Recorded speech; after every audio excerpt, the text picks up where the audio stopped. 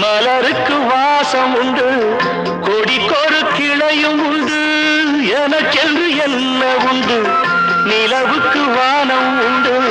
மலருக்கு வாசம் உண்டு, கொடிக்கொரு கிளையும் உண்டு, எனக்கென்று என்ன உண்டு,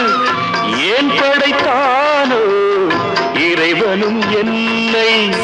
மனதில் எனக்கு நிம்மதி